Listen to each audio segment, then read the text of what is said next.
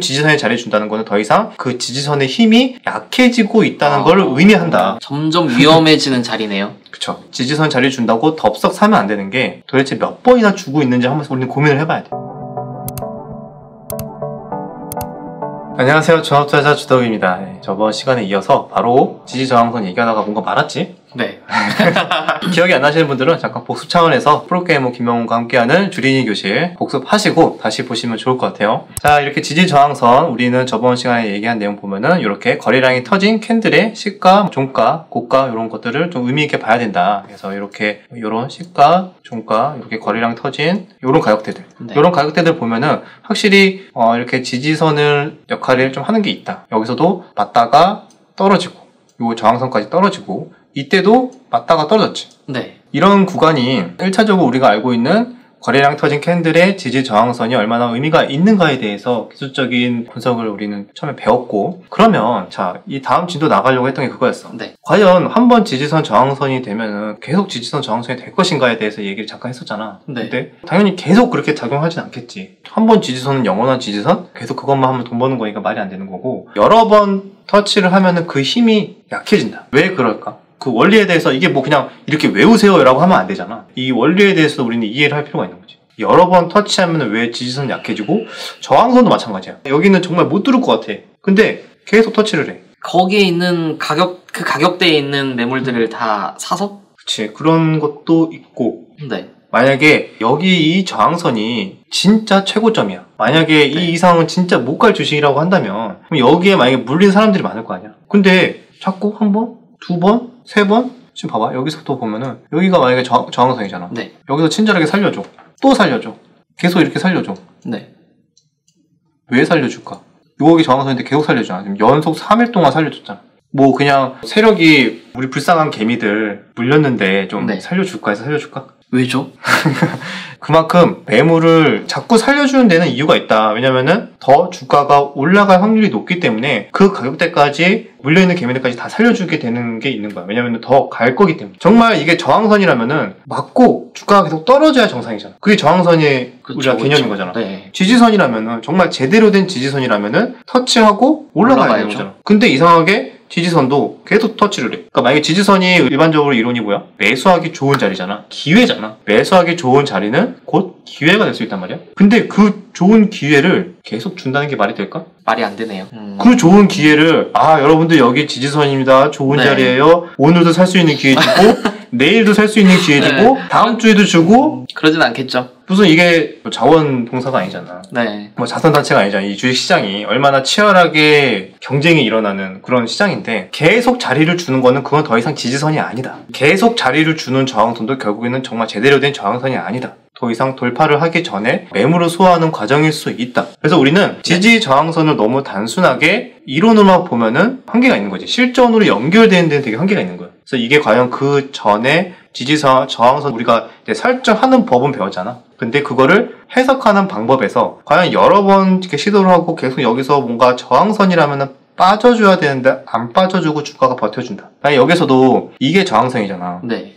요 구간이. 네네네. 우리가 일반적으로 배운 대로 따지면은 저항선 맞고 쭉 떨어져야 돼. 맞아요. 저항선 맞고 떨어져야 돼. 근데 계속 버텨주고 있어 이렇게.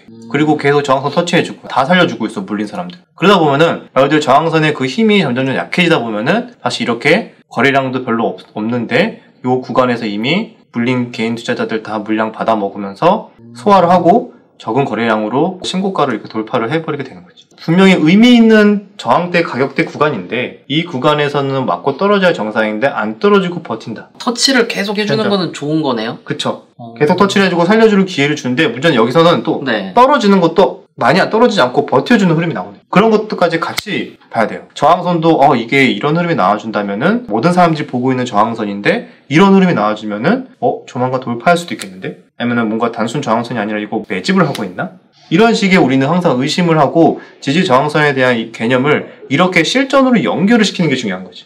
그래서 이론과 실전은 다르다는 게 여기에서 많이 달라지는 거죠. 물론 연결이 되면서 그 과정에서 우리는 또 배워야 되는 게 뭐 재료나 종목 선정, 종목의 끼, 뭐 이런 것들도 여러 가지 판단을 해야겠지만 일단 기초적인 부분은 이 부분부터 이해를 하고 넘어가야 되는 거죠. 그래서 또 하나의 또 예로 보면은 뭐 이런 대형주도 마찬가지긴 하거든. 그래서 보면은 자 만약에 우리가 알고 있는 네. 지지선이라는 게 만약에 요때 요 차트를 봤을 때 일단 1차적으로 저점을 여기서 이제 찍었잖아. 네. 한 번 기회를 주고 이때도 줬어. 네. 그래서 반등이 잘 나왔어. 그런데 이때 보면은 다시 기회를 줬지, 비슷한 가격대에. 네. 그죠?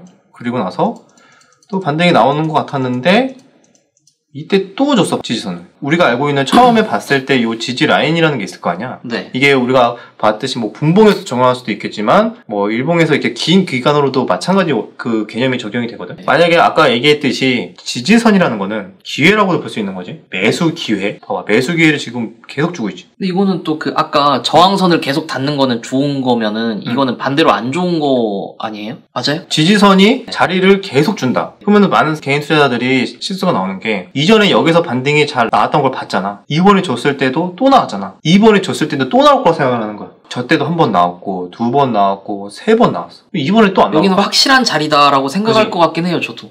왜냐면 과거에 보여줬으니까. 맞아요. 근데 이거는 말 그대로 지지선에 대한 단순한 개념만 배우게 되면 이런 판단을 할 수 있는 거고, 우리는 한 번 더 실전으로 봤을 때는 그 원리를 생각을 해보는 거지. 아니 왜? 이게 정말 좋은 기회라면 이렇게 기회를 왜 자꾸 주지? 계속 주는 이유가 있지 않을까? 그거에 대해서 생각을 해보는 거지. 자꾸 저점을 준다는 거는, 자꾸 지지선에 자리 준다는 거는 더 이상 그 지지선의 힘이 약해지고 있다는 걸 의미한다. 점점 위험해지는 자리네요. 그쵸. 그래서 자꾸 지지선 자리 준다고 덥석 사면 안 되는 게 도대체 몇 번이나 주고 있는지 한번 우리는 고민을 해봐야 돼. 그래서 이렇게 자꾸 주다 보면은 네. 물론 이때도 잠깐 나오긴 했지만 네. 결국에는 다 이렇게 또 이거 보고 요때 또 샀을 수도 있겠지. 네. 요거 보고, 그죠? 네. 요런 구간에서 몇 번 먹다가 이거 한 번 맞으면 다 뱉어내는 거야. 이거 맞으면 다 뱉어내는 거야. 이거는 일봉으로 좀 더 긴 흐름에서 본 거지만 네. 이거를 만약에 좀 더 타이트하게 뭐 분봉으로도 볼 수도 있고, 아니면은 방금 뭐 봤듯이 뭐 일봉에서도 단기 급등이 나온 종목에 한해서도 적용이 가능하고, 이거에 대한 개념과 원리만 조금 안다면 어떤 상황에서도 좀 응용이 가능하다. 물론 이것도 당연히 맹신 100%는 없으니까 높은 확률로 이런 흐름들이 나올 수 있으니까 이거를 알고 있다면은 어떻게 좋게 보고 있는 종목이나 뭐 이런 타점들이 있으면 이거 어떻게 응용하면 좋을까, 이거에 대해서 우린 매번 좀 고민을 해야겠지. 네. 자, 여기까지가 일단 이런 구간들이 있었고, 또 반대 케이스도 간단하게 보면은, 자, 여기에서 자 한번 보면, 자, 요 구간 하이닉스인데, 자, 요 차트, 요 구간을 봤을 때 저항대가 어디가 가장 많을 것 같아? 105,000원 조금 넘었을 때 아닐까요? 그렇죠? 네. 보면은 아마 요 구간에서 네. 굉장히 오랜 기간도 있었고, 요 두 캔들에서도 거래량이 많이 터졌잖아. 그죠? 네. 그러니까 요 캔들의 요런 고점도 될 수도 있겠지? 네. 하여튼 그리고 여기서 오랫동안 행보를 했으니까 그래서 많이 매수한 사람들도 많을 거고, 네. 그죠? 그러면은 우리가 여기까지 빠졌을 때 이 네. 정도 가격이 105,000원에서 11만원 정도가 네. 저항대일 수 있겠다 정도는 이론만 배우면 알 수 있는 영역, 그죠? 네. 여기까지 되게 쉬워요, 그죠? 그래서 주가가 네. 올랐어요. 그러면 일단 저항대까지 왔잖아요. 그쵸. 그러면은 이제 어떻게 해야 될까요? 원래는 이거 돌파라고 생각은 하는데 배운 걸로만 생각을 하면 또 이거는 저항이라서 맞고 내려가는. 이것만 보고는 당연히 그렇게 생각할 수 있어요. 네. 여기서는 정답이 없어요. 그래요? 네, 강하게 여기까지 살려줬다는 거는 강하게 갈 수도 있겠지만 네. 저항대가 많기 때문에 네. 맞고 떨어질 확률도 높겠다라고 생각해서 매도를 하는 분들도 많을 거고, 그게 네. 꼭 무조건 잘못됐다고 볼 수는 없어요. 근데 문제는 네. 이 이후의 흐름을 우리는 어떻게 해석을 해야 되는가에 대해서 공부를 해볼 필요가 있다. 자, 봤을 때 떨어졌죠? 떨어졌네요. 네, 딱 떨어졌죠. 저항선인데요. 이거만 보면 잘 팔았다. 네. 이렇게 생각할 수 있죠? 네. 근데 다시 올려놨어요. 그죠? 다시 올려놨어요. 어? 다시 못 판 사람들 또 탈출기회 주네요. 또 팔았어. 잘 팔았다. 예. 잘 팔았다. 맞다. 저항. 잘 팔았네. 저항. 아유. 안 속지. 저항이지. 좀 버텼지만, 네. 잘 팔았어. 여긴 저항대야. 맞아요. 맞아. 별로 오르지도 않고 저항대야. 11만원 못 들어요. 못 들어. 못 들어. 이럴 줄 알았어. 못 들어. 딱 여기야. 이게 딱이죠. 뭐. 이것만 보면은, 이거는 영원히 여기는 못 듣는 거고. 그쵸. 이건 적정 주가네. 심지어 여기서 더 가는 사람들은 여기서, 이거는 숏이지 하면서, 파생까지 들어가서 네. 이제 공매도를 치는 거야. 근데 처음에 우리가 얘기했던 거 뭐였죠? 저항 때 여기에 가장 많이 물려있는 구간이잖아. 근데 지금 봐봐. 일주일, 2주일째 지금 탈출 기회 계속 주고 있어. 아주 친절하게. 외국인 투자자나 기관 투자자들이 보통 이때 많이 들어왔을 텐데 그 투자자들이 우리 불쌍한 개인 투자자들을 구제하기 위해서 그럴 리는 없죠. 그 사람들 얼마나 악랄하고 네. 개인들의 돈을 뺏어가기 위해서 무서운 기관 투자자들인데 네. 이렇게 많이 물려있는 가격대에서 아주 오랫동안 친절하게 유지를 하면서 탈출 기회를 다 주고 있을까? 그 부분에 대해서 우리는 고민을 할 필요가 있다. 이게 정말 단기 고점이었다면은 네. 요때 맞고 그냥 쭉 빠졌어야지. 그러네요. 이상할 정도로 버티잖아. 저점도 올라가지고. 이런 거에 대해서는 우리는 단순하게 저항으로만 계속 보는 게 아니라 그 이후의 주가 흐름을 보면서 왜 이런 흐름이 나올까? 항상 의문을 갖고 그거를 실전 전략에 어떻게 참고를 하고 변경을 해야 될지 거기에서 우리는 유연성과 대응하는 그런 운영하는 능력이 나오는 거지. 말은 이제 쉽지만 실제로 보면서 하기는 좀 쉽진 않거든. 근데 어쨌든 그쵸. 이런 흐름이 나왔을 때 이렇게 자꾸 또 터치를 하고 살려주는 기회가 나온다고 하면은 우와. 이렇게 돌파가 우와. 이게 나오는 거지. 이야. 이 구간 동안 굉장히 오랜 기간 기회를 줬잖아. 네. 이렇게 오랜 기간 이 구간을 계속 기회를 주니까 결국에는 이 구간을 돌파를 하더니 슈팅이 나와준다 이렇게.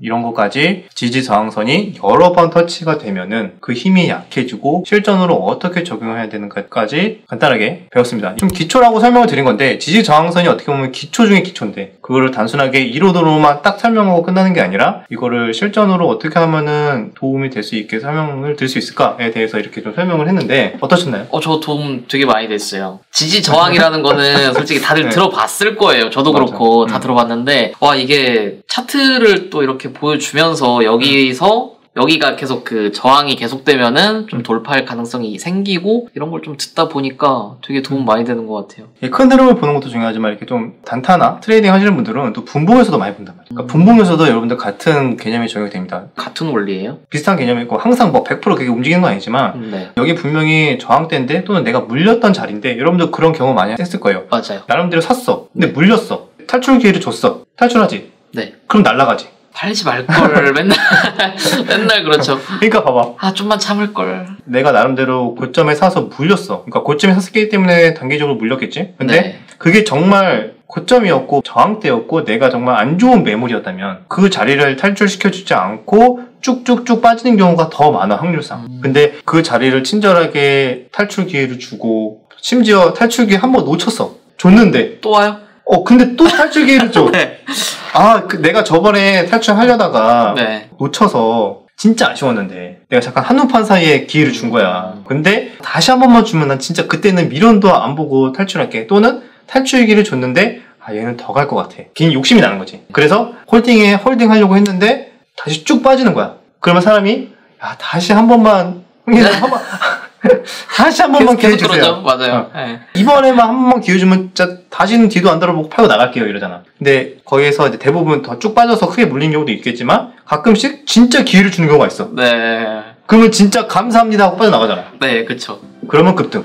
그 이유가 이런 지지 저항선의 원리에 다 녹아있다. 여러 번 당신을 살려주는 거에서는 다른 의미가 있을 수 있다. 막 좀 당했던 게 떠오르는 이 부분까지 지지 저항선에 대해서 저번 시간에 이어서 이번 시간까지 한번 공부를 해봤습니다. 어떻게 좀 여러분들에게 도움이 됐을지 모르겠네요. 여기까지 내용이 유익하셨다면 구독과 좋아요, 댓글 부탁드리도록 하겠습니다. 다음 영상에서 뵙겠습니다. 주지표에 대해서 지금 거래량 좀 공부했고 캔들 지지 저항선 공부했고 그 다음에 이동평균선 나왔잖아. 다음번에도 이동평균선에 대해서 한번 공부해보는 시간을 가져보도록 하겠습니다.